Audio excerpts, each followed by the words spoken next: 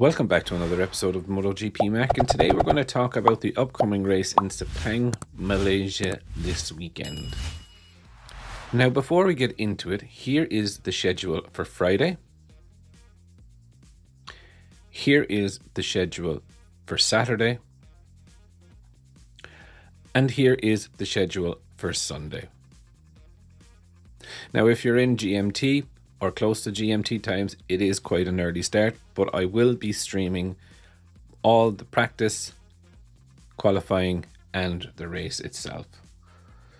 Now, this is the first time that we're back in Malaysia at a race since 2019. And the last time that we were there racing, Viñales won it from Marc Marquez, Dovizioso, Rossi, Rins, Morbidelli, Quartararo, Miller, Petrucci, and Mir in the top 10.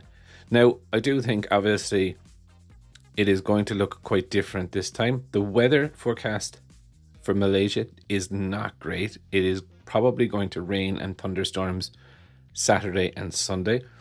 So this may upturn things a little bit. Now, I was going to use what they did in the test as a kind of a predictor to what was going to happen. But with the weather forecast coming in, it's going to be very, very hard. But I suppose this weekend is a really crucial weekend for the championship. You know, since Assen, Quartararo has been on kind of a downward trend on point scoring. And I think like he's only scored like 47 points since Assen, which is not great in his terms. But you know, Malaysia is quite a difficult track for Yamaha. Now, Yamaha did win the last time that we were there with Viñales, but I'm just not sure that the Yamaha bike is in the place now where it was then. So it'll definitely be interesting to see. Also saying that anytime that I predict that the Yamaha won't go well, it does go well. And when I predict that the Yamaha will go well, it's not going well. So perfect example of that was last race in Australia. I thought the Yamaha would fly. It clearly didn't. So look, for me, this week is massive. It's all really around this weekend, all around Quartararo. Quartararo has to finish ahead of Pecco. A couple of comments, all right, during the week that I saw Joe asking, did I think that the Ducati riders are out to beat up Fabio? I don't think so. I think they're just out to race, and if they can pass Fabio, they will. But I don't think anyone's out there to beat him up or take him off or push him wide or anything like that. I just think they're out there to race.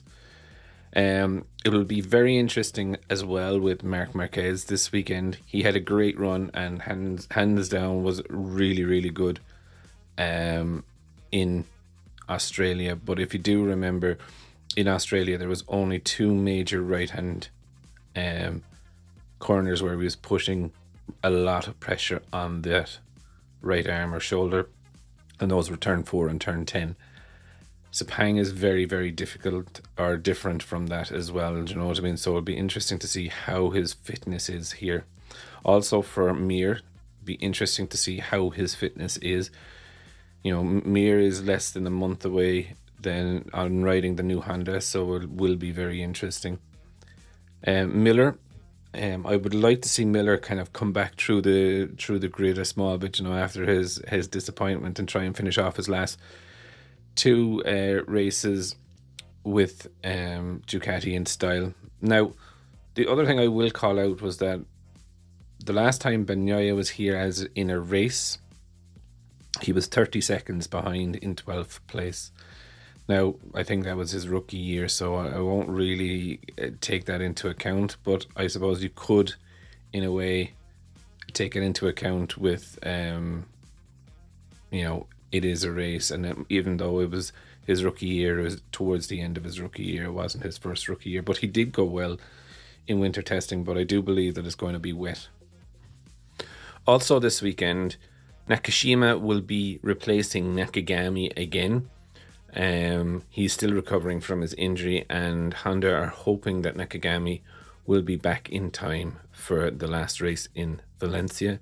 Also, Alex Marquez has his long lap penalty from the incident in the Australian Grand Prix where he missed his braking point and hit the back of Jack Miller. He's openly admitted that it was his mistake. And don't be afraid to check out my video from yesterday about the long lap penalty and the inconsistency of the FIM stewards.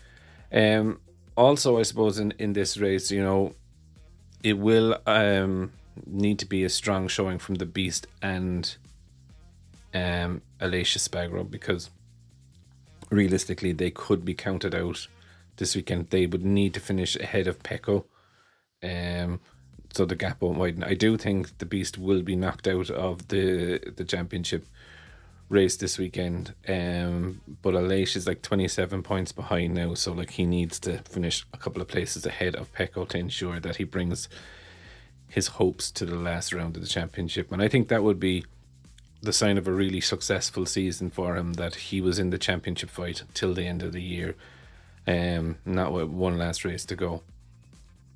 I will also be very interested to see how the head-to-head goes between Cal Crutchlow and Franco Morbidelli. And I know there was a lot of people on about what do you do with Franco, you know. And look, Franco is a very, very good and very, very fast rider, but the bike he's on just does not suit his style. And in my view, he's had enough time to try and change that style. And with no disrespect to Crutchlow, you know, a test rider should not come in and beat a main factory rider. It just shouldn't happen, you know, unless you're bringing in the likes of Stoner or etc. You know, that people that were aliens in their day.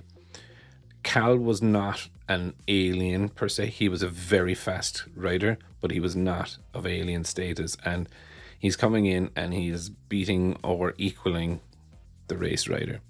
So I do think Yamaha do need to have a look up and a lot of soul searching, because next year it is only Fabio and Franco right now on the grid, because they don't have a satellite team. So I think it definitely needs to be looked at. And Franco, you know, if he can't make the decision, maybe the team need to make the decision, you know, with two bikes on the grid.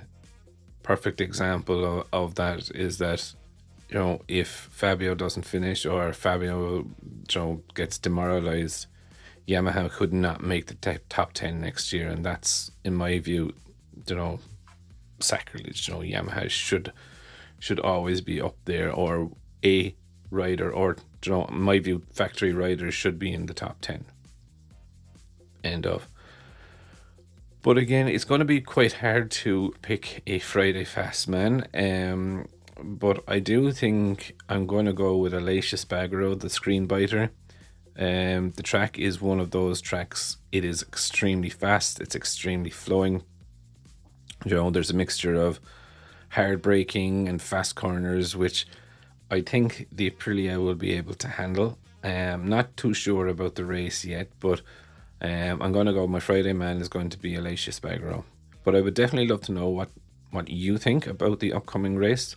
What do you think about the whole Franco situation? What do you think Fabio can do? Can he actually finish ahead of Pecco this weekend? Or is it, you know, Pecco just manages the championship out? Definitely leave your thoughts in the comments below, and I'll be back again tomorrow after practice.